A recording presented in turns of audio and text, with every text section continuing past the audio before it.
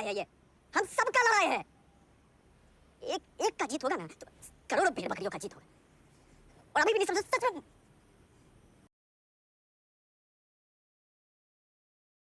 नमस्कार मित्रों, आप कैसे हो। आज बात करेंगे फिल्म 12th फेल, जो कि हाल ही में रिलीज हुई है। विक्रांत मैसी जैसे एक्टर उसमें काम कर रहे हैं। विनोद चोपड़ा, जो कि आप जानते ही बहुत फेमस डायरेक्टर है, उनके द्वारा निर्मित की गई फिल्म।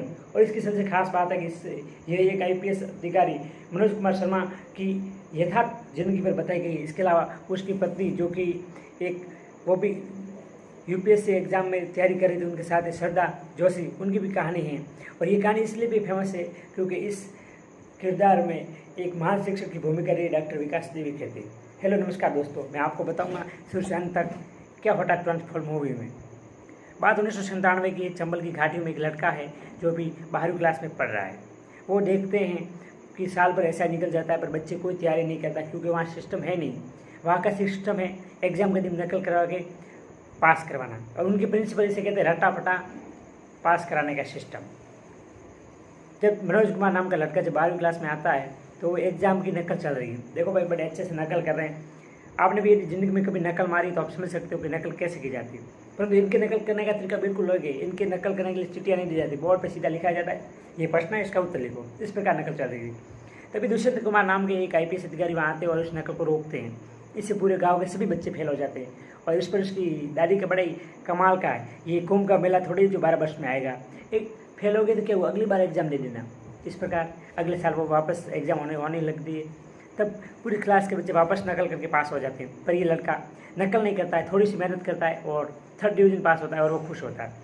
ऐसे ही पास हो जाने के बाद वो चलता रहता है। धीरे धीरे उसका परिवार गरीब था, वो अपने परिवार की सहायता कर रहा था। ऐसे ऐसे करते उसका ग्रेजुएशन यानी कि BA कंप्लीट हो गई। BA कंप्लीट होने के बीच में उन्होंने एक रिक्शा चलाना शुरू कर दिया अपने भाई के साथ मिलकर। एक बार ये हुआ कि उनके भाई का किसी MLA से लेकर किसी बात को लेकर विवाद हुआ। ऐसे उन्हें बेवजह ही जेल में बंद कर दिया गया। तब वे वापस जाते हैं IPS के पास और उनसे मदद मांगते हैं। दुष्यंत कुमार नाम के IPS उनकी मदद करते हैं और उन्हें वापस बचा लेते हैं। इससे उनके मन में पॉजिटिव एनर्जी आती है और तब वो कहते हैं, साहब आप कौन सी नौकरी कर रही। तब वो बताता है कि मैं एक DSP हूँ। तब वो कहता है, मैं भी एक दिन DSP बनूंगा साहब। इस प्रकार उसके सपने को पंख लगने लग जाते हैं। धीरे धीरे समय बीतता जाता है। जब उसकी ग्रेजुएशन पूरी होती है तो उसकी दादी, जो कि बहुत गरीब परिवार से थी, परंतु दादी चाहती थी कि लड़का भी पुलिस वाला बने, तो उसकी दादी उसे एक दिन बुलाती है और कहती है, बेटा मनोज, पैसे हैं मैं तुझे देती हूँ और तू जहाँ शहर में जा और पुलिस वाला अधिकारी बन के आ। मनोज कुमार को ये बात सही लगती है और वो शहर से अपने बड़े से सपने लेकर निकल पड़ता है, क्योंकि वो नहीं जानता था कि शहर की रंग बिरंगी दुनिया कैसी। जब वो शहर की तरफ बसता है, बस में उसकी चोरी हो जाती है। एक महिला उसके पास जो भी उसके दादी द्वारा दिए गए पैसे थे वो ले लेते हैं।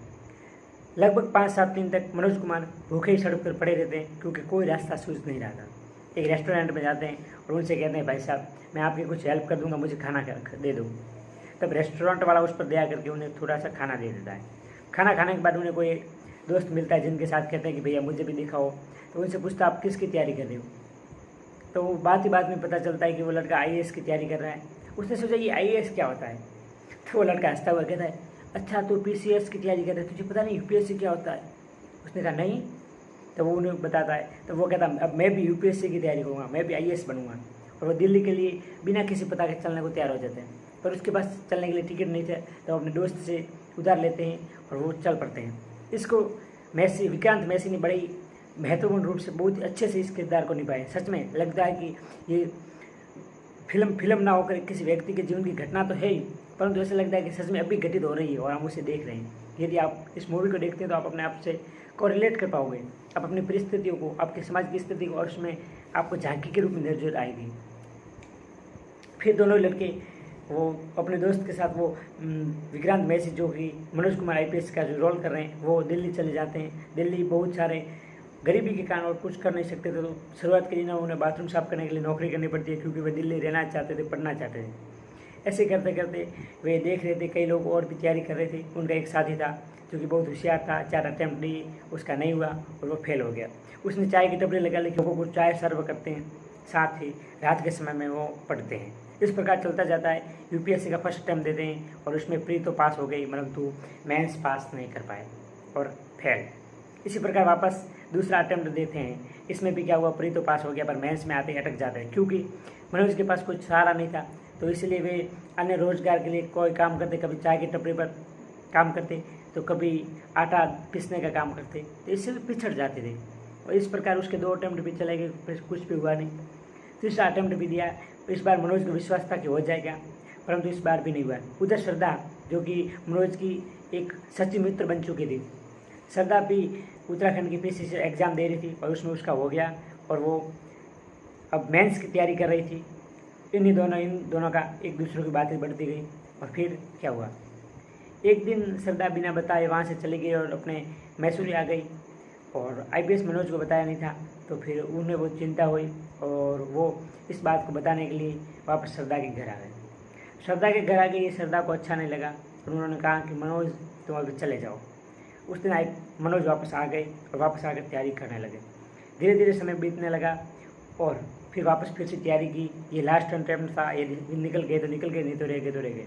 वापस श्रद्धा भी कुछ दिनों के बाद वापस आ गई और दोनों में वापस ऐसे कोचिंग में मिलने लगे और चलने लगा कामकाज। एक दिन श्रद्धा और मनोज दोनों ही एक चाय की टपरी पर बैठे होते हैं, तभी उसका मित्र आता है और उसे कहता है कि देखना, ये जो लड़कियां होती हैं ये व्यक्ति को सक्सेसफुल देखकर ही आती है। जैसे ही तुम ये तो बन जाएगी वैसे भी अधिकारी, और तुम जैसे ही एग्ज़ाम को क्रैक नहीं कर पाए, ये लास्ट अटेम्प्ट है, यदि तुम फेल हो गए तो ये लड़की तुम्हें छोड़ देगी। श्रद्धा के सामने जब मनोज का दोस्त ऐसी बात करता है तो मनोज कुमार को बहुत बुरा लगता है। मनोज को बुरा नहीं लगता, इससे भी ज़्यादा बुरा लगता है श्रद्धा को, और वो घुट घुट के रोने लगती है। तब मनोज उसे जाकर मनाने की कोशिश करते हैं। तब श्रद्धा कहती है, तुम मुझे उस दिन मेरे घर पे आकर कह रहे थे आई लव यू, मैं तुमसे कहती हूँ आई लव यू, जाओ अपने प्यार को साबित करो, अपनी ताकत लगाओ और इस बार कुछ नया कर दो। मनोज कुमार कहता है, पक्की बात श्रद्धा, इस बार मैं UPSC क्रैक करके छोड़ूंगा। इस प्रकार की तैयारी चलती है, बहुत तैयारी में संघर्ष रहते हैं। श्रद्धा उनको आर्थिक रूप से सहायता भी प्रदान करती है, क्योंकि उनके पास पैसे नहीं थे, क्योंकि मेंस के लिए कोचिंग अनिवार्य थी और इसके लिए श्रद्धा और अन्य मित्रों ने उसकी सहायता की और धीरे धीरे उसका काम चलता गया। ऐसे ही करते करते UPSC का एग्ज़ाम आ गया और अच्छी से तैयारी हुई थी, पर अच्छा हुआ, मेंस में भी क्वालिफाई हो गए। अब बात थी इंटरव्यू की। इंटरव्यू बड़ा ही कठिन होता है, क्योंकि इंटरव्यू में केवल ज्ञान का प्रशिक्षण नहीं होता है, उसमें आपका एटीट्यूड को देखा जाता है, आपके कार्य करने की क्षमता, आपके बोलने का तरीका, ये सब देखा जाता है। इंटरव्यू में उनसे सवाल पूछा गया कि आपको क्यों लगता है कि देश के बड़े बड़े IIT साइंटिस्ट हैं, जो कि इंजीनियर हैं, उन सबको छोड़ के हम आपको 12th फेल व्यक्ति को क्यों चुने? तो वो कहते हैं कि 12th फेल व्यक्ति उन सभी परिस्थितियों से गुजरा है जो कि वो उन परिस्थितियों से नहीं गुजरे, जो कि IIT कर चुके हैं, जो इंजीनियरिंग कर चुके हैं, उनको ये एहसास नहीं है। और मैं चंबल का निकला हुआ हूँ, मैं 12वीं पास करने के लिए भी जो भ्रष्टाचार झेला है, इस सब सिस्टम को मैंने देखा है और इसलिए मैं इस सिस्टम को बदल सकता हूँ। तब इंटरव्यू उनसे अनेक प्रकार के सवाल पूछते हैं। उनसे एक सवाल ये भी पूछते हैं कि आपको अंग्रेजी तो आती नहीं, तो हम किस आधार पर आपको सिलेक्ट करें?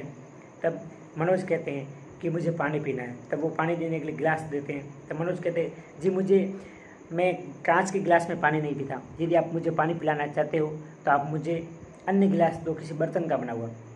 तब IPS जो उनका इंटरव्यू ले रहे थे वो बौखला गए कि कैसा आदमी है भाई, पिया नहीं तो पीना, तुझे बर्तन से क्या मतलब? तब मनोज कहते बस मैं भी यही कहना चाहता हूँ, आपको मेरी भाषा से क्या मतलब है? मेरा ज्ञान महत्वपूर्ण है, लोगों के बीच में सेवा करनी है वो हिंदी में ही हो सकती है, क्योंकि मेरा देश भी तो हिंदी भाषी ही है। इस प्रकार बात चलती है और उसमें डॉक्टर अंबेडकर का भी जिक्र करते हुए बताते हैं। और मैं बात बताना चाहूँगा, यदि आपको UPSC एग्ज़ाम से थोड़ा सा लगा हुआ है तो आपके लिए ये मूवी बिल्कुल सटीक बैठती है कि एक गरीब घर का बच्चा भी सपने देख सकता है और पूरे भी कर सकता है। रीस्टार्ट।